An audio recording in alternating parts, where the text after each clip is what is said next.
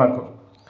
அருணும் முத்தும் ஒருத்தருக்கு ஒருத்தர் கெட்டுமல்ல உருண்ட உடனே அது நிறைய பேர் வீடியோ எடுத்து போட்டுடுறாங்க. அந்த நேரத்தில் அவங்கவுங்க வேலையை பார்த்துட்டு போயிடுறாங்க. இது 2 நாளைக்கு அப்புறம் பயங்கரமாக பேசும் பொருள் ஆகுது. பொருளானோடனே அருணை தற்காலிகமாக வேலையிலேருந்து நீக்கிடுறாங்க. உடனே அருணுக்கு ரொம்ப மனசங்கடமாக இருக்குது. இது நம்மளுக்கு பெரிய ஒரு கரும்புள்ளியாயிடுச்சு அப்படின்னு சொல்லி ரொம்ப ஃபீல் பண்ணுறாரு. ஏன்னு கேட்டால் முன்னாடி ஒரு 3 நாள் அந்த முத்தால் தான் எனக்கு இப்படி போச்சு. இப்போ முத்தாலேயே எனக்கு இப்போ 6 மாதம் நான் வீட்டில் இருக்கிற மாதிரி ஆகிப்போச்சே அப்படின்னு சொல்லி ரொம்ப வக்கீல இருக்கார். இவன் குழந்தையாலேயே நம்ம விரும்பிட்டோம், நம்மளை மாதிரி முட்டாள் யாராக இருக்க மாட்டாங்க அப்படின்னு சொல்லிட்டு ரொம்ப ஃபீல் பண்ணிகிட்டு இருக்கும்போது அவங்க அம்மா சொல்கிறாங்க, டேய் உன் வேலை போச்சுன்னு சொல்லி நினைக்காத அப்படிங்கும்போதேம்மா எனக்கு ரொம்ப கடுப்பாக இருக்குது அப்படிங்கும்போது, இங்கே பாரு அருணே, நான் சொல்கிறது தப்பாக நினைக்காத, முதல்ல அந்த முத்து தம்பியை வெளியெடுக்கிற வழியை பாரு அப்படிங்கிறாங்க. நான் எதுக்கு செயின் வைக்கணும் அப்படிங்கும்போது, இங்கே பாரு இந்த வீட்டுக்கு மருமகனா அது சீதா தான். சீதா வந்த பிறகு தான் நீ நல்லாவே மாறியிருக்க அப்படிங்கும்போது அருண் முழிக்காங்க. அதுபோகடா எனக்கு அடிக்கடி உடம்புக்கு முடியாமல் ஆகும். அந்த சீதா உன்னை நல்லா பழகவே எனக்கு ரொம்ப மனசுக்கு ஆறுதலாக இருக்கும். நான் எனக்கு உடம்பே இதுக்கப்புறம் நல்லாவே உனக்கே தெரியும். எனக்கு ஏதாவது ஒன்றா அந்த பொண்ணே பார்த்துக்கிட்டது. எனக்கு அந்த பொண்ணு தான் மருமகளாக வேணும். நீ என்ன செய்வியோ ஏது செய்வியோ எனக்கு தெரியாது. சீதா தான் அந்த வீட்டு மருமகளாக இருக்கணும் அப்படிங்கும்போது, அது நடக்காதும்மா அப்படிங்கிற. ஏன் நடக்காது? அவங்க வீட்டில் எல்லோரும் பேசிட்டு தான் போனாங்க. ஒன்றுமே பிரச்சனை இல்லை, அது பேசி சரி பண்ணிடலாம்ப்பா, அந்த முத்து தம்பியை பார்ப்போன்னு சொல்லி உள்ளே முத்து தம்பியை பார்க்க போகிறாங்க. இன்னும் முத்தப்பா தம்பி தான் மன்னிச்சிக்காங்க, என் பையன் அப்படி நடந்துடக்கூடாது அப்படிங்கும்போது நானும் பண்ண தப்பு தான்மா. உங்கள் பையன் அந்த நேரத்தில் கேட்கும்போது சுருன்னு ஏறிடுச்சு. இவங்களும் ஒரு ஆளா அப்படிங்கும்போது, அப்போ யாரை தான் நீ ஆளாக எடுத்துப்ப அப்படின்னு சொல்லி எனக்கு ஓதுவதான் பண்ணிட்டேன் அப்படிங்கும்போது, தம்பி உங்களை வெளியிடக்குள்ளே முயற்சி பண்ணுறோன்னு சொல்லும்போது, இல்லைம்மா வேண்டாம், என் வீட்டம்மாவே அதுக்குள்ளே முயற்சி பண்ணுறா அப்படிங்கும்போது, இல்லையா நாங்கள் தானே உங்களுக்கு இப்படி நிலைமைக்கு காரணம், நாங்கள் தான் வழி எடுக்கணும்னு சொல்லிட்டு வழி எடுத்துடுறாங்க. வழி எடுத்தோன்னே அருணோட அம்மா முத்துட்டு தனியாக பேசுகிறாங்க, தம்பி உங்கள் 2 பேருடைய வீம்புக்காக அந்த சீதா பிள்ளை வாழ்க்கையை வம்பாக்காதங்க. சீதா தான் என் வீட்டு மருமவா, பொட்டை பிள்ளை வாழ்க்கையை நம்ம வம்பாக்கூடாதுப்பா அப்படின்னு பேசப்போனேன். சரி ரைட்டு அப்படின்ட்டு இருக்கும்போது மீனாட்டையும் பேசி புரிய வைக்காங்க முத்து. அப்புறம் வீட்லேயும் சரி ரைட்டு தடபுடலாக கல்யாண ஏற்பாடுகள் பண்ணுறாங்க. அண்ணாமலை தான் முன்னாடி நின்று செய்தாங்க. இங்கே விஜயா கல்யாணத்துக்கு வரமாட்டேன்னு சொல்லிட்டாங்க. விஜயாவுக்கு என்ன கோவம்னா, நம்ம வீட்டில் பெரிய அளவில் யாருமே வாழலை. அந்த சுருதி பெரிய பணக்காரியாக இருந்தாலும் வீட்டுக்கு 5 காசு வாங்கி கொண்டு தரலை. இந்த ரோகிணியை பெரிய பணக்காரின்னு நினச்சோம், ஒன்றும் வேலைக்கு ஆகலை. இந்த மீனா ஒன்றுமில்லாத வீட்டிலேருந்து வந்தா. ஆனால் அந்த ஒன்றுமில்லாத வீட்டிலேருந்து நல்ல வேலை பார்க்குற மாப்பிள்ளை, சர்க்காரில் நல்ல வசதி இருக்குது, அந்த வீட்டில் கல்யாணம் முடிக்கிற அளவுக்கு ஆயிட்டாளே அப்படின்னு சொல்லி இவங்களுக்கு வைக்க. இங்கே ரோகிணியும் கல்யாணத்துக்கு வரல. ஏன்னு கேட்டால் அந்த வீட்டுக்கு வந்தால் மீனா ரொம்ப ஓவராக பண்ணுவாங்க அப்படின்னு சொல்லிட்டு, எப்படியாவது இந்த மீனாவுக்கு நெருக்கடி பண்ணலான்னு பார்த்தாக்கா, இந்த மீனாவோட குடும்பம் வேறு மாதிரி போயிட்டுருக்கு. சத்யாவும் பரிட்சை எழுதிட்டான். இந்த முத்து மீனாவும் சும்மா இருக்க மாட்டாங்க, அவனுக்கு எங்கேயாவது ஒரு வேலை ரெடி பண்ணிடுவாங்களே. அப்படி ரெடி பண்ணிட்டாங்கன்னா மீனாவை கையிலே பிடிக்க முடியாத. ஏற்கனவே மீனா டெக்கரேஷன் வேலையிலேருந்து அது இதுன்னு செய்தால், இந்த அத்தை வேறு மீனாவோட நீ கம்மியாக தான் சம்பாதிக்கன்னு சொல்லிகிட்டு இருக்காங்க. நான் சம்பாதிக்கிறது எல்லாமே இந்த அத்தைக்கு தான் போயிட்டுருக்கு. இது என்ன பண்ணணும் ஒன்றும் புரியல அப்படின்னு சொல்லிட்டு வீட்டுக்கு போகிறாங்க ரோகிணி. அப்போ விஜயா சொல்கிறாங்க, இங்கே பாரு வீட்டில் யாரும் இல்லைன்ற தனியாக பேசணும் அப்படிங்கிறாங்க. சொல்லுங்கள் ஆண்டி அப்படிங்கிறாங்க. என்னை ஆண்டிலாம் கூப்பிடாத, ஆனால் நீ நிறைய சம்பாதிக்கணும், சம்பாதிச்சா தான் இந்த வீட்டில் மறுவாதி. நீ பழைய மாதிரி என்ன செய்யணும், பார்லர் சொந்தமாக வைக்கணும், அதுவும் 2-3 பார்லர் வைக்கணும் அப்படிங்கிறாங்க. ஆண்டி ஒரு பார்லர் வைக்க என்கிட்ட காசு இல்லை, நான் உழைக்கிற காசு எல்லாமே நீங்கள் எடுத்துக்கிறீங்க, என்கிட்ட காசு இல்லை ஆண்டி, நான் பஸ்ஸுக்கு போகிறது கூட அந்த வித்தியாட்ட தான் வச்சிட்ருக்கேன் அப்படிங்கும்போது, நான் ஒரு 100 தரேன் வச்சுக்க, ஆனால் நீ என்ன செய்யணும், நல்லா உழைச்சி அந்த மீனாவோட இந்த முத்தோட இந்த வீட்டில் நீ பெரிய ஆளாக இருக்கணும். சுருதி ரவி முன்னேறுவாங்கன்னு எனக்கு நம்பிக்கை இல்லை, இருக்க சொத்தை வாங்க மாட்டேங்காங்க, ரவியை நான் நேர்மை கிருமன்னுட்டு இருக்கான், நேர்மையை வச்சு அந்த காலத்தில் கஞ்சி குடிக்க முடியாது அப்படிங்கிறாங்க. உடனே ஆண்டி முயற்சி பண்ணுறேன் ஆண்டி அப்படின்னு சொல்லி ரூம் பார்த்து போயிடுறாங்க. இந்த ஆண்டி நம்மளை சும்மிட மாட்டாங்க போலையே, பருப்பை கடைஞ்சாலும் கடைஞ்சி விடுவாங்க போலையே அப்படின்னு சொல்லி பெரிய சங்கடத்தில் இருக்காங்க. கையில் காசு இல்லை, ஒரு இடத்துக்கு போகிறதுக்கு காசு எதுவும் இல்லை, ஆனால் வேலை மட்டும் நல்லா வருது பழைய பழக்கத்தை வச்சு. ஆனால் அந்த ஆண்டி எல்லா காசையும் எடுத்துக்கிறாங்க, என்ன பண்ணுறது, ரொம்பலாம் திமிரு பண்ணுது அப்படின்னு சொல்லி நினச்சிட்ருக்காங்க. இங்கே விஜயா அந்த அக்கௌண்ட்டில் உள்ள பணத்தை காடை போட்டு அது வாட்டில் எடுத்து சேலை எடுக்கிறது, வைக்கிறது, நகை எடுக்கிறது, அந்த மாதிரியா வேலை பார்த்துட்ருக்காங்க. இங்கே ரோகிணிக்கு ரொம்ப கஷ்டமாக இருக்குது. இந்த ஆன்ட்டி என்னன்னா நம்ம பணத்தில் அது ஜாலி பண்ணிக்கிட்டு இருக்கு. கேட்டால் மனோஜுக்கு தான் சேர்த்து வைக்கங்குது, இது எங்கே சேர்த்து வைக்குது, பட்டுச்சேல் அது இதுன்னு எடுக்குது அப்படின்னு சொல்லிட்டு பார்வதி ஆண்டிக்கு ஃபோன் பண்ணி கேட்பான்னு கேட்காங்க. ஆமாம்மா, இப்போது மாமியாருக்கு பயங்கர சந்தோஷம். நடன பள்ளியிலையும் காசு வருது, நீ வேலை பார்க்குற காசும் வருது, மனோஜும் அப்பப்போ செலவு கொடுக்கான், ரொம்ப ஜாலியாக இருக்குது உங்கள் மாமியார் அப்படின்னு சொல்லுவாங்க. மேலும் மேலும் எரிச்சலாக இருக்குது. இந்த முத்து மீனாவும் பெரிய பெரிய ஆர்டர் எடுத்து செய்தாங்க. அப்படின்னு சிந்தாமணிகிட்ட போய் பேசுகிறாங்க ரோகிணி. எப்படியாவது இந்த மீனா வேலையை கெடுக்கிறதுக்கு ஏதாவது பண்ண வேண்டியானே, வைக்க வேண்டியதானே அப்படிங்கும்போது, நான் என்ன பண்ண முடியும், எல்லோரும் தேடி தேடி போய் என்ன செய்தாங்க, அந்த மீனாவை தான் வேலை கொடுக்காங்க. அப்படிங்கும்போது அங்கே நீங்கள் ஏதாவது கெட்ட பேர் ஏற்றலாம்டா அப்படிங்கும்போது என்ன செய்ய சொல்லுதீங்க அப்படிங்கிறாங்க. உங்களுக்கு வேண்டியால மீனாட்ட வேலைக்கு அனுப்புங்க, வேலையில் ஏதாவது போக்குமாறு பண்ணிவிட்டுங்க. பண்ணிவிட்டிங்கன்னா கண்டிப்பாக வந்து அந்த மீனாவால் டபார்னு ரெடி பண்ண முடியாது. அப்போ அந்த டெக்கரேஷன் ஆர்டர் பேர் கெட்டு போகும், கெட்டு போச்சுன்னா அவ்வளோதானே அப்படிங்கும்போது, இந்த ஐடியா எனக்கு வரவே இல்லையே அப்படிங்கிறாங்க. இதை பண்ணுங்கள், உங்கள் மாமியாருக்கு தான் அந்த மீனாவை பிடிக்காதுன்னு நினச்சேன், உனக்கும் பிடிக்காதா அப்படிங்கிறாங்க. எங்கள் மாமியார் எனக்கு பிடிக்காது, எங்கள் மீனாவையும் எனக்கு பிடிக்காது அப்படிங்கிறாங்க. மாமியார் உன்னை திரள தூக்கி வச்சு ஆடுவாங்களே அப்படிங்கிறாங்க. திரள தூக்கி வச்சு தான் ஆடினாங்க, நான் பணக்காரின்னு நம்புது வரைக்கும். இப்போ என்கிட்ட பணம் இல்லைன்னு தெரிஞ்ச பிறகு நான் பொருட்டாகவே எடுக்கிறதில்ல அப்படிங்கும்போது, ஓஹோ அதுதான் காரணமா, சரி சரி மீனா வேலையில் நான் கிடக்குது என்ன வழியாக பண்ணுறேன் அப்படின்னு சொல்லிட்டு ஒரு 4 பேர்கிட்ட பேசுகிறாங்க. நேராக மீனாட்ட போங்க, போய் வேலை கேளுங்க, அடுத்த டெக்கரேஷன் ஆர்டரில் கூப்பிடுதான்னு சொல்லுவோம். அங்கே போனோன்னா நான் சொன்னதை செய்யுங்க, அவள் உங்களுக்கு 1000 சம்பளம் தரேன்னா நான் 5000 சம்பளம் தரேன். நீங்கள் என்ன செய்யணும், எல்லாம் ரெடி பண்ணிவிட்டு மீனா கிளம்புனோன்னா அதை சொதப்பி விட்டுட்டு போயிடணும். அதுக்கப்புறம் கல்யாண வீட்டுக்காரங்க கல்யாணத்துக்கு நேரம் ஆகிட்டு இப்படி ஆகிட்டு அப்படி ஆகிட்டுன்னு பெரிய பிரச்சனையாகும். அதுக்கப்புறம் யாருமே எந்த மண்டபத்துலையுமே அவளுக்கு மீனாவுக்கு வேலை கொடுக்க மாட்டாங்க, புரியுதா அப்படிங்கிறாங்க. சரிக்கா அப்படின்னு சொல்லிட்டு நேராக அங்கே போகிறாங்க மீனாட்ட போய் வேலைக்கு கேட்குறாங்க. இப்போ மீனா சொல்கிறாங்க, ஏற்கனவே என்கிட்ட ஒரு 10 ஆள் இருக்குது, அவங்களுக்கு ரெகுலராக வேலை கொடுத்துட்ருக்கோம், உங்களுக்கு புதுசாக கொடுக்க முடியுமான்னு தெரில அப்படிங்கும்போது, இல்லை கண்டிப்பாக உங்களுக்கு வேலை கொடுக்கணும், எங்களுக்கு சுத்தமாக வருமானம் இல்லை அப்படிங்கும்போது, சரி உங்கள் நம்பர் கொடுத்துட்டு போங்க, அடுத்த வேலைக்கு பயன்படுத்திக்கிடுதுன்னு சொல்லிட்டு அனுப்பிவிடுதாங்க. அப்போது அடுத்த வேலையும் மீனாவுக்கு வருது. அப்போது வேலையை வந்து இவங்க செய்யறதுக்கு சிந்தாமணி அனுப்பின ஆட்கள் போகிறாங்க. அங்கே போய் அவங்க எல்லா வேலையும் முடித்தோடனே டபார்னு சிந்தாமணிகிட்ட சொல்லிவிட்டு அந்த இதை சொதப்பி விட்ருதாங்க. ஒரு சில பொருளை வந்து டப்பு டப்பு டப்புன்னு கீழே கீழே தட்டி விட்ருதாங்க. தட்டி விட்டோடனே கல்யாண வீட்டுக்காரங்க அதே மாதிரி கால் பண்ணுறாங்க. என்ன மீனா டெக்கரேஷன் வேலைலாம் முடிச்சிட்டேன்னு சொன்னீங்க, நாங்கள் காலையிலே வந்து எப்படி இருக்குன்னு பார்க்க வந்தாக்கா நிறைய பொருள் கீழே விழுந்து கிடக்கு, இப்போ என்ன பண்ண போகிறீங்க, என்ன விசேஷ வீட்டு நடக்குன்னு நினைக்கிங்களா வேண்டாம்னு நினைக்கும் போது, மீனா இருங்க நான் வரேன் அப்படின்னு சொல்லிட்டு அவசர அவசரமாக போகிறாங்க. பூ எல்லாம் கீழே கிடக்கு. ஆகா, இன்னும் பூ வாங்கி கட்டி வைக்க பெரிய சங்கடமாக போயுமே, என்ன பண்ணேன் அப்படின்னு சொல்லி முடிக்காங்க. முத்துக்கு கால் பண்ணி எங்கே சீக்கிரம் வாங்க அப்படின்னு சொல்லி வர சொல்கிறாங்க. வந்தோடனே 2 பேருமே ரெடிமேட் பூவெல்லாம் வாங்குறாங்க. வாங்கி கொண்டு அங்கங்கே வச்சு அதேமாதிரி பழையதை விட சூப்பராக பண்ணி வச்சிடுறாங்க.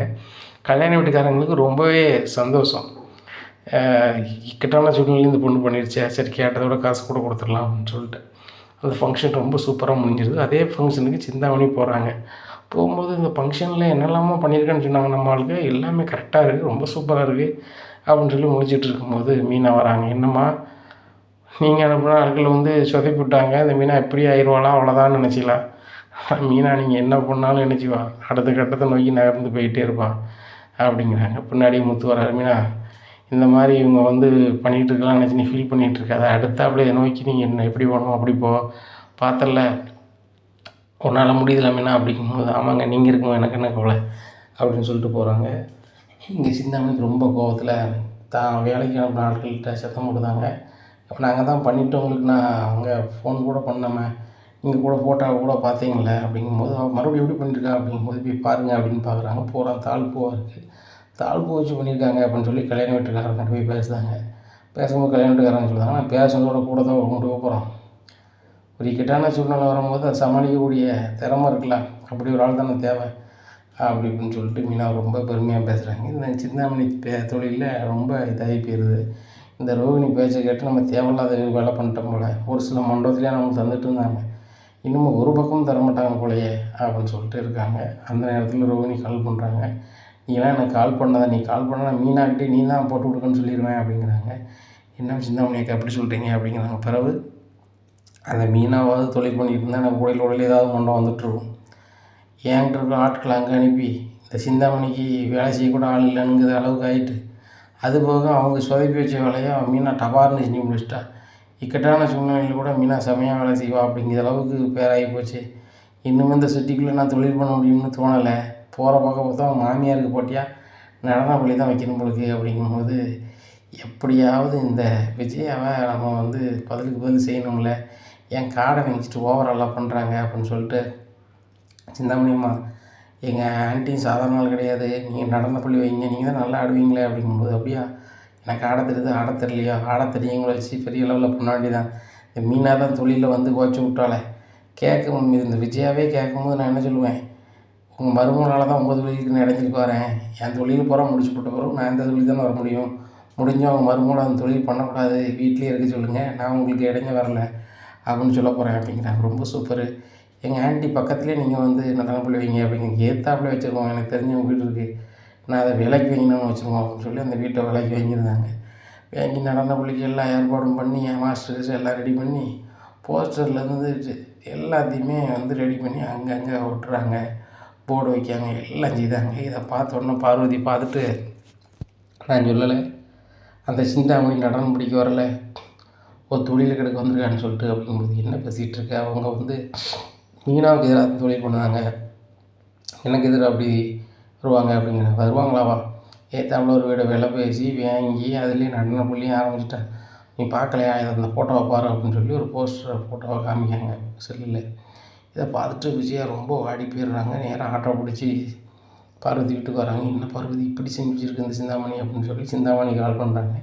சிந்தாமணி இது உங்களுக்கு நல்லா இருக்கா, நான் உங்களுக்கு எவ்வளோ சப்போர்ட் பண்ணியிருக்கேன், மீனா தொழில் பண்ணக்கூடாது உங்களுக்கு தானே நான் சப்போர்ட் பண்ணியிருக்கேன், நீங்கள் எனக்கு எதிராக தொழில் பண்ணுறீங்களே, அந்த மீனா சொன்ன மாதிரி ஆகிப்போச்சு அப்படிங்கும்போது மீனா சொன்ன மாதிரி பண்ணணுன்னு தான் பண்ணுறேன், மீனா டெக்கரேஷன் வேலை எல்லாமே முடிச்சு விட்டான், எனக்கு ஒரு வேலையும் இல்லை, எனக்கு இருக்கிறதே வந்து எனக்கு நான் டர் பண்ணதை வச்சு தான் நான் சொல்லதை வச்சு பணம் கொடுத்தவங்க தருவாங்க, நிறைய வில்லங்கமான எப்படி எனக்கு வரும், இப்போ ஒரு வேலையும் எனக்கு வர்றதில்லை வைக்கிறதில்லை, நானும் வருமானம் இருக்க முடியாது, என் வீட்டுக்காரை பிரிஞ்சிருக்கேன், தொழிலை வச்சு தான் நான் பில்டப் பண்ணியிருக்கேன், இப்போ ஒன்றும் இல்லைன்னா சரி வராது, இப்போ அதனால தான் எனக்கு தெரிஞ்ச நடன பள்ளி வைக்க போகிறேன், இது கூட மீனாவாக தான் வைக்கேன், உங்கள் வீட்டிலேருந்து மீனா வரா அதை தாண்டி தானே வருது அந்த பொண்ணு, அதை வந்து வீட்டுக்கு வராமல் விடாமல் நீங்கள் வீட்டில் வச்சுக்கிட்டேன்னு வச்சுக்கோங்க, நான் உங்கள் நடன பள்ளிக்கு இடைஞ்ச பண்ணல, இன்னும் 2 நாளில் ஓப்பனு, 2 நாளில் மீனா வந்து தொழில் பாடிட்டாங்கன்னா உங்களுக்கு எதிராக நான் தொழில் பண்ண மாட்டோம் பார்த்துக்கோங்க அப்படிங்கிறாங்க.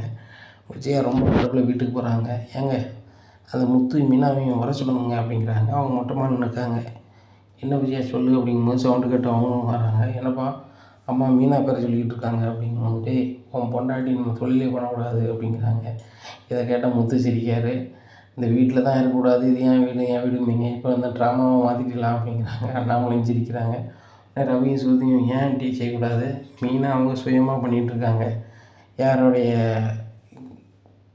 யாருடைய உழைப்பும் இல்லாமல் அவங்க சுய உழைப்பில் பண்ணும்போது ஏன் நீங்கள் எப்படி பேசுகிறீங்க அப்படிங்கும்போது, இல்லை அந்த சிந்தாமணி என்கிட்ட நடனம் படிக்க வந்தாங்க, அந்த மீனா அப்போவே சொன்னான் உனக்கு எதிராக வந்து நடன பள்ளி வச்சுட்டாம அப்படின்னு சொல்லிட்டு உங்களுக்கு எதிராக, இப்போ அதேமாதிரி வச்சுட்டா அப்படிங்கும்போது மீனா கரெக்டாக தானே சொல்லியிருக்கா, அதில் என்ன தப்பு இருக்குது அப்படிங்கிற முத்துட்டே மீனா வந்து டெக்கரேஷன் வேலையில் இடைஞ்ச பண்ணுதான்னு சொல்லி தான் எனக்கு இடைஞ்ச பண்ண அந்த சிந்தாமணி வராங்க, சிந்தாமணிகிட்ட ஏகப்பட்ட பணம் இருக்குது, வாரவங்களுக்கு எல்லாத்துக்குமே வந்து காசே இல்லாமல் சொல்லி கொடுப்பாங்க, என் தொழில் முடிஞ்சிடும், அதனால் மீனா அந்த வீட்டிலேருந்து வெளில போகக்கூடாது, வெளில போய் தொழில் பண்ணக்கூடாது அப்படிங்கும்போது மீனா சொல்கிறாங்க, அத்தை நான் ரோகிணி இல்லை அத்தை, நான் எதுவும் தப்பு செய்யலை, எங்கள் வீட்டில் பெரிய பணக்காரங்க அப்படி இப்படின்னு பில்டப் பண்ணல, நான் உள்ளதை சொல்லி தான் நடக்குது அத்தை, நான் பூ வியாபாரம் பார்க்க தான் செய்வேன், டெக்கரேஷன் பண்ண தான் செய்வேன், நான் நியாயமாக தான் அத்தை நடத்துகிறேன், அதனால் எல்லாருமே எனக்கு தொழில் தர்றாங்க, அந்த சிந்தாமணி அநியாயத்துக்கு நிறைய பணம் வாங்குறாங்க, ஒழுங்காக பண்ணி கொடுக்க மாட்டேங்காங்க, மாடலாக இருக்க மாட்டேங்குன்னு சொல்லி எல்லோரும் என்கிட்ட தராங்க, அவங்க உங்களுக்கும் எனக்கு ஏதாவது சண்டை இழுத்து விடணும், நான் தொழில் பண்ணக்கூடாதுன்னு சொல்லிட்டு இது பண்ணுறாங்க,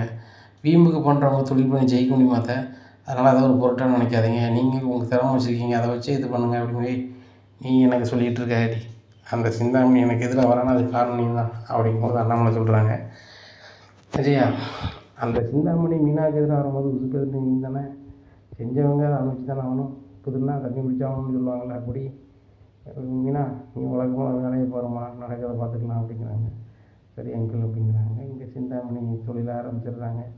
இங்கே விஜயா நடன பள்ளியிலேருந்து எல்லாருமே அங்கே போய் சேர்ந்துருந்தாங்க, தீபனையும் ரவியும் தவிர, தீபனும் ரவியும் வந்து தனியாக பேசுறதுக்கு ஒரு இடம் வேணும்ல அப்படிங்கிற கணக்கில் இங்கே இருந்துடுறாங்க, மீதி எல்லாருமே அங்கே போயிடுறாங்க. இங்கே விஜயாவுக்கு ரொம்பவே கஷ்டமாக இருக்குது, நம்மகிட்ட இருந்த பிள்ளைய பையன் பூரா போயிட்டாங்களே, பையன்மாரிலேருந்து எல்லாருமே, இப்போ நம்மக்கிட்ட ஒன்றுமே இல்லையே, என்ன பண்ண போகிறோம், இந்த மீனாவால் தான் அப்படி இருக்குது அப்படின்னு சொல்லிட்டு பார்வதி, ஏதாவது ஒரு ஐடியா சொல்லு, அந்த மீனை தொழிலே பண்ணக்கூடாது, வைக்கக்கூடாது அப்படிங்கிறாங்க. இங்கே பாரு, உன் மருமவன் அந்த சிட்டிக்குள்ளே நல்ல தொழில் பண்ணுறான், நல்ல பேர். மீனாவோட மாமியார்னு சொன்னால் உனக்கே ஒரு நல்ல ஒரு மறுவாதி வரும். அந்த அளவுக்கு அந்த பிள்ளை தொழில் பண்ணுது. சரிதானே? இந்த சிந்தாமணி ஏனாதாரன்னு தொழில் பண்ணியிருப்பாங்கன்னு நினைக்கிறேன். அதனால தான் அந்த தொழிலில் நினச்சி நிற்க முடியல. இப்போ உனக்கு எதாவது நடனப்பள்ளி வச்சிருக்கு வீம்பு. சரிதானே? கொஞ்ச நாளில் அங்கே போனவங்களுக்கு போர் அடிச்சிடும். ஆட்டோமேட்டிக் இங்கே தான் வருவாங்க. உனக்கு நல்லதுன்னு நினச்சிக்க. நீ வழக்கம் போல் நடனப்பள்ளி நடத்து. ஏன்னா அங்கே சரியாக சொல்லி கொடுக்குற மாஸ்டர் நீங்கள் நல்லா சொல்லி கொடுப்பீங்க அப்படின்னு சொல்லி இங்கே உள்ள மாஸ்டர் பேசுங்க. அங்கே பையன்மார் சொல்லுவாங்க, அங்கே நல்லா சொல்லி கொடுத்தாங்க, இங்கே வந்து ஃப்ரீன்னு வந்தோம், இங்கே நல்லா சொல்லி தரலன்னு சொல்லுவாங்கல்ல.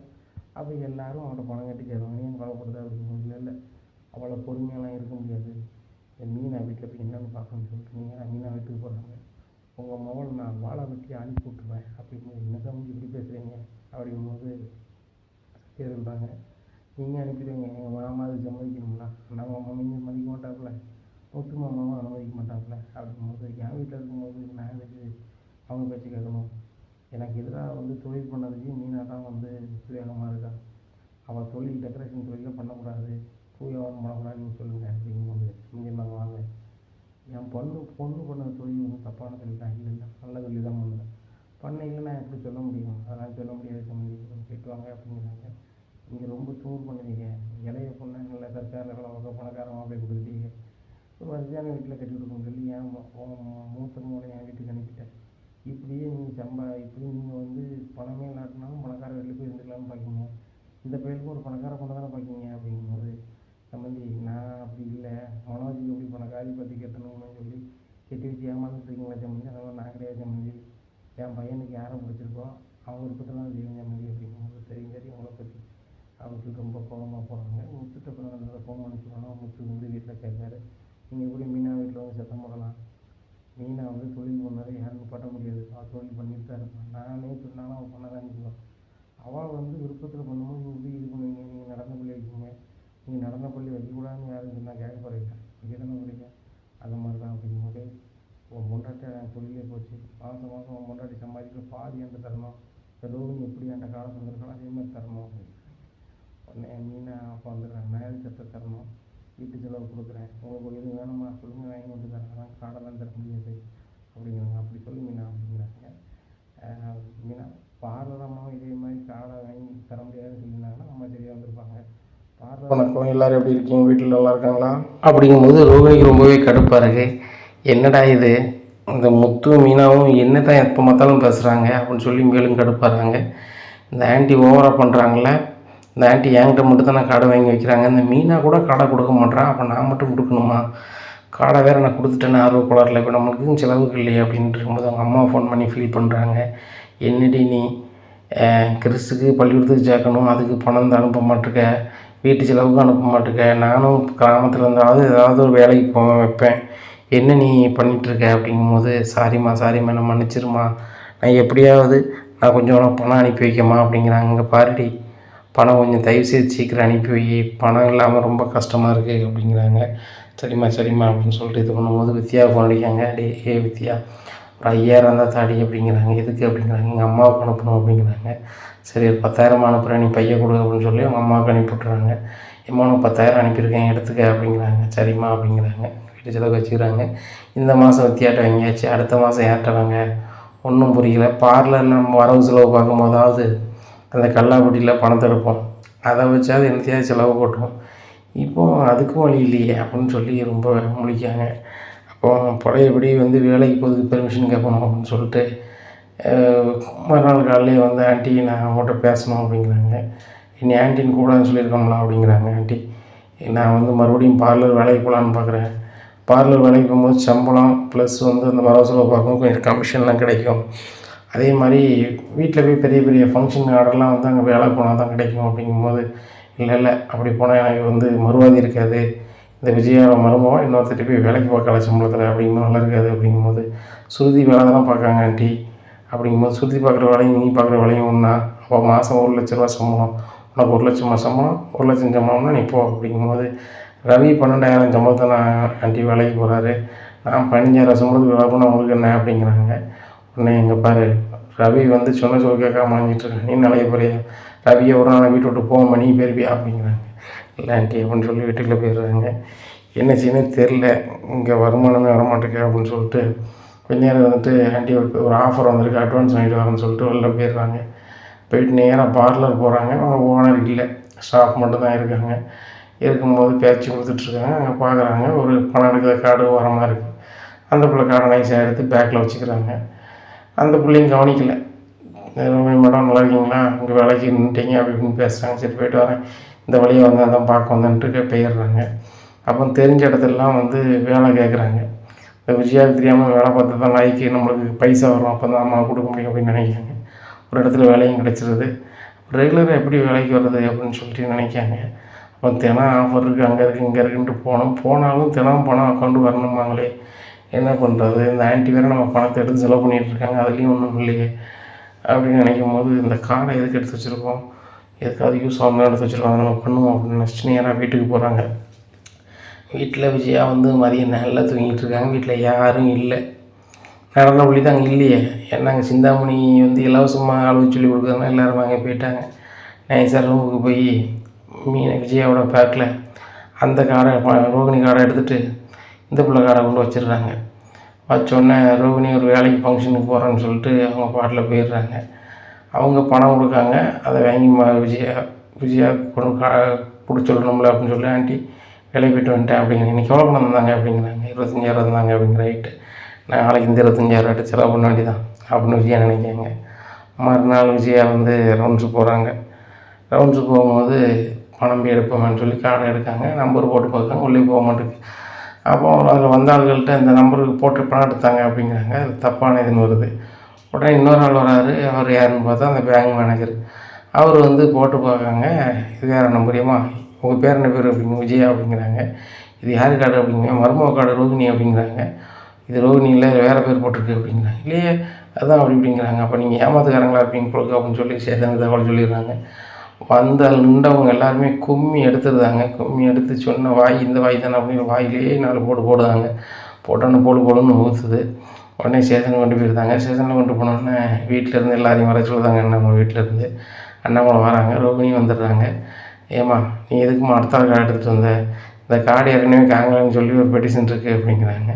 அப்படியா அப்படின்னு சொல்லிட்டு ரோகிணி இது உன் கார்டு தானே அப்படிங்கும்போது அந்த பொண்ணு முடிக்குது. மேடம் என் கார்டு எப்படி உங்கள்கிட்ட வந்துச்சு அப்படிங்கும்போது மாறி வந்திருக்குன்னு நினைக்கிறேன், நான் அந்த ஆண்டிகிட்ட கொடுத்தேன் வச்சுட்டேன் அப்படிங்கும்போது இல்லையே இதே கார்டுக்கு நான் பணம் எடுத்து செலவு பண்ணியிருக்கேன் அப்படிங்கும்போது ஏம்மா உங்கள் அக்கௌண்ட்லேருந்து பணம் போயிருக்கா அப்படிங்கும்போது பணம்லாம் போகலை வைக்கல அப்படிங்கிறாங்க.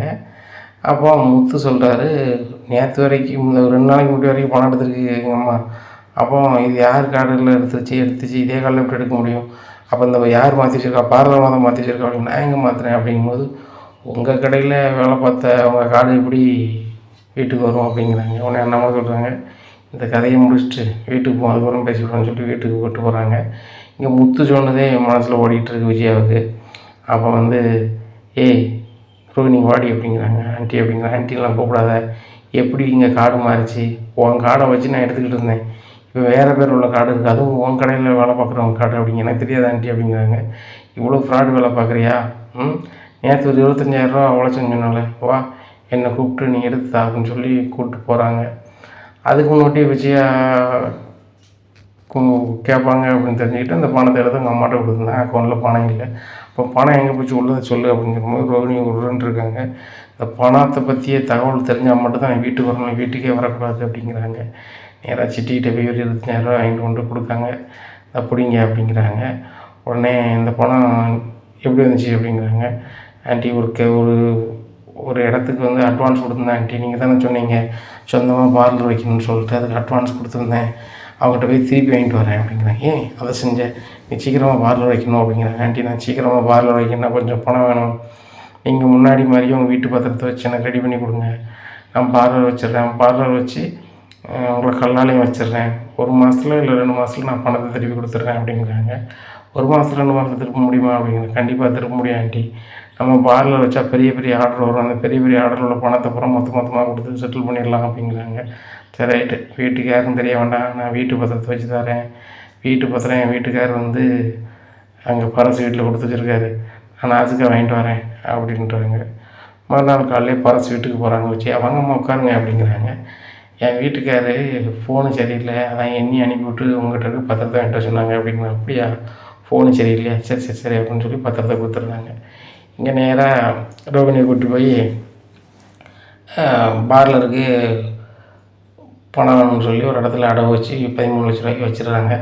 12 லட்ச ரூபா பார்லருக்கு 1 லட்ச ரூபா கை செலவுன்ட்டு வச்சு பார்லர் ரெடி பண்ணிடுறாங்க. ரெடி பண்ணிவிட்டு ஒன்றும் தெரியாத மாதிரி விஜயா இருக்கும்போது வீட்டில் வந்து சொல்லுதாங்க, ஆண்டி நான் பார்லர் வைக்க போகிறேன், அது உங்கள் பேரில் தான் இருக்குங்கும்போது விஜயா இப்போவாது புத்தி வந்துச்சு அப்படிங்கிறாங்க. ஒன்றும் தெரியாத மாதிரி உடனே முத்தி முழிக்காரு. இப்போ திடீர்னு எப்படி பார்லர் வைக்க எவ்வளோ பணம் வந்துச்சு அப்படிங்கும்போது, டேய் அது உனக்கு என்னடா அப்படிங்கிறாங்க. மீனா நீ கவனிச்சியா, முன்னாடி அந்த பார்லர் அம்மாவை அம்மா எரிஞ்சு விழுவாங்க, இப்போ என்னென்னா பார்லர் அம்மாவுக்கு சப்போர்ட் பண்ணுவார் தெரியல அப்படிங்கும்போது, ஏங்க அப்படிலாம் தெரில அப்படிங்கிறாங்க. நேராக பார்லர் போகிறாங்க, அங்கே விஜயா பேரில் இருக்குது. அப்போ முத்து சொல்கிறாரு, இதுவும் ஒரு வாரத்தில் வேறு பேரில் மாறிடுமா அப்படிங்கிறாங்க. இதை பார்த்து விஜயா வந்து ரோகிணியை பார்த்து முறைக்காங்க, இல்லை ஆண்டி இது அப்படியே தான் இருக்கும், முத்து வேண்டாதைக்கு சொல்லுதாரு அப்படிங்கிறாங்க. என்னோட சொல்கிறாங்க, யார் பேரில் இருக்குமா, ஒழுங்காக நடத்தி நல்ல மாதிரி பண்ணு, கடன் காவல் வாங்கியிருந்தேன்னா அதை அடைக்கப்பார் அப்படிங்கிறாங்க. இங்கே விஜயா முடிச்சிட்டு இருக்காங்க. அப்போது அண்ணாமலை சொல்கிறாங்க, டேய் ரவி, நானும் வீட்டு பத்திரத்தை வச்சு உனக்கு வந்து ரெஸ்டாரண்ட் வைக்க தரேன், இப்போ மனைவி தொழில் பண்ணதான், இப்போ நீ இன்னும் தொழில் பண்ணுறேன்னா எனக்கு கொஞ்சம் திருப்தியாக இருக்கும் அப்படிங்கிறாங்க. உடனே வீட்டில் போய் விஜயா அந்த பத்திரத்தை தட்டுவோம் அப்படிங்கிறாங்க. இங்கே பத்திரத்தை கொண்டு அடை வச்சு தானே நம்ம ரோகிணி கொடுத்துருக்கோம் பில்டப்புக்கு, இங்கே ஒன்றும் இல்லையே அப்படின்னு சொல்லிட்டு, இல்லைங்க வேண்டாம், வீட்டு பத்திரத்தை ஏற்கனவே ஒரு வாட்டி அடை வச்சு ரொம்ப சங்கடப்பட்டோம், அவங்கள வேண்டாம் அப்படிங்கிறாங்க. நீ முதல்ல எட்டுவா அப்படிங்கிறாங்க. உடனே விஜயா போகவே மாட்டேங்கிறாங்க. அப்போ அண்ணாமலை எடுத்து போய் பீரோவில் பார்க்காங்க, பத்திரம் இல்லை. பத்திரத்தாங்க விஜயா அப்படிங்கும்போது, ஒன்றும் இல்லைங்க எப்படிங்க பத்திரம் எங்கே போச்சு அப்படிங்கும்போது, ரோகிணிகிட்ட கொடுத்துருக்குங்க அப்படிங்கும்போது, ரோகிணிகிட்ட கொடுத்துருக்கியா அப்படிங்கும் வீட்டில் எல்லோரும் ஷாக் ஆகிடுறாங்க.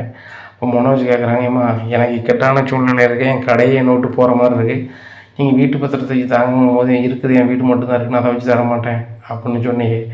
நான் பீச்சில் வீடு வாங்கணும்னு சொல்லும் போது கூட தரமாட்டேன், நீங்கள் இப்போ எதுக்கு ரோகிணி கொடுத்தீங்க அப்படிங்கும்போது, எல்லாம் ஒன்றால தாண்டா, அந்த மீனா பெரிய அளவில் தொழில் பண்ணி போயிட்டுருக்கா, ரவியும் சுருத்தியும் அறிவு இல்லாமல் இருக்காங்க, நாளைக்கு வந்து உனக்கு சப்போர்ட்டுக்கே ஆள் இல்லாமல் போயிடக்கூடாது, இந்த ரோகிணிக்கும் ஒரு ரூபாயும் இல்லை, இப்போ பார்லர் வச்சா லட்சமாக சம்பாதிக்கலான்னா, அது போய் நீ கல்லால் வச்சுப்பா அப்படின்னா, எனக்கு வேறு நடனப்பள்ளி சரியாக ஓட மாட்டாங்க, அதில் வந்து நல்லா சம்பாத்தியம் பண்ணிக்கலான்னு தான்டா கொடுத்தேன், ரோகிணி 2 மாதத்தில் திருப்பி தந்துடுவான்னு இருக்கா அப்படிங்கிறாங்க.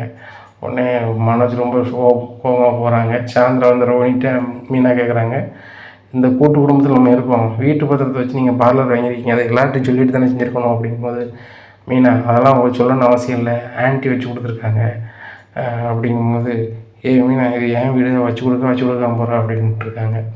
அப்போ அந்த பார்லர் வந்து சர்க்கார் ரோட்டில் இருக்குதுன்னு சொல்லிட்டு அந்த பார்லரை எடுக்க சொல்லிடுவாங்க. போட்ட பணம் எல்லாம் போயிடுது. இதை ரோகிணி எப்படி வீட்டில் சொல்லுது ஒன்றும் தெரியாமல் திருதுன்னு முடிச்சுக்கிட்டு தினம் வேலைக்கு போகிறோன்னு வித்யா வீட்டுக்கு போயிட்டே வராங்க. ஒரு வாரம் கழிச்சு விஜயா வந்து அந்த பார்லருக்கு போகிறாங்க. அப்படி ஒரு பார்லரே இல்லை. வீட்டில் வந்தோடனே ரோகிணி, என்ன நீ பார்லர் தானே போகிறவங்க, அப்படி ஒரு பார்லரே இல்லை, ரோடு அகலப்படுத்துன்னு சொல்லி அதை வந்து நொறுக்கியிருக்காங்க, அப்போ கூட நீ வீட்டு வந்து சொல்லலை அப்படிங்கும்போது, சாரி ஆண்டி என்னை மன்னிச்சிருங்க, அது அப்படி நடக்குமே தெரியாது, அதான் அவ்வளோ கம்மியான அட்வான்ஸில் தந்துருக்காங்க, இப்போ எல்லாமே போச்சு, நான் இல்லாத நேரத்தில் பண்ணியிருப்பாங்க போல், பொருள்லேருந்து எல்லாமே போச்சு, வேறு பார்லர் வைக்க முடியாது அப்படிங்கும்போது, வைக்க முடியாதா அப்படிங்கும்போது முத்து சொல்கிறாரு, அப்போ வீட்டு பத்திரமும் க்ளோஸாக முடிஞ்சு போச்சா அப்படிங்கிறாங்க. உடனே விஜயா திருதுன்னு முடிக்காங்க, இல்லை ஆண்டி முத்து சொல்கிற மாதிரி ஆகாது, நான் எப்படியாவது அந்த பத்திரத்தை திருப்பி தந்துடுவேன் அப்படிங்கிறாங்க. எப்படி திருப்புவேன், அவன் சொல்லுதான் நடக்கும்னு நினைக்கிறேன், எப்படி திருப்புவேன், அதான் வந்து பார்லரே போயிடுச்சே, வீடோட வேலை செஞ்சு நீ திருப்பி அது ஒரு காலம் திருப்ப முடியாது, டே மனோஜ் எனக்கு வீட்டு பத்திரம் ஒன்றுண்டா, அவன் பொண்டாடிட்ட என்ன ஏதுன்னு கேளுடா அப்படிங்கிறாங்க. ஏமா நீங்கள் தான் அவன்கிட்ட பேசலான்னு சொல்லிக்கிங்க அப்படிங்கிற. ரோகிணி எனக்கு என்ன செய்வே ஏது செய்வேன்னு தெரியாது, நீ வீட்டுக்குள்ளே வரும்போது பத்திரத்தோடு தான் வரணும்னு சொல்லிட்டு ரோகிணியை வெளியே அனுப்பிடுறாங்க. இனி என்ன நடக்கும், ரோகிணி வீட்டு பத்திரத்தை திருப்பிட்டு வீட்டுக்குள்ளே வருவாங்களா, இல்லை வீட்டு பத்திரத்தை திருப்ப முடியாது நம்ம நிலமை அவ்வளோதான் அப்படின்னு சொல்லிட்டு மனோஜ் நீங்கி ரோகிணியோட அம்மாவோடையே போயிடுவாங்களா அப்படிங்கிறத பொறுத்து இருந்து பார்க்கலாம். நம்ம சேனலை நீங்கள் கொஞ்சம் மறக்காமல் லைக் அண்ட் சப்ஸ்கிரைப் பண்ணுங்கள். நன்றி, வணக்கம்.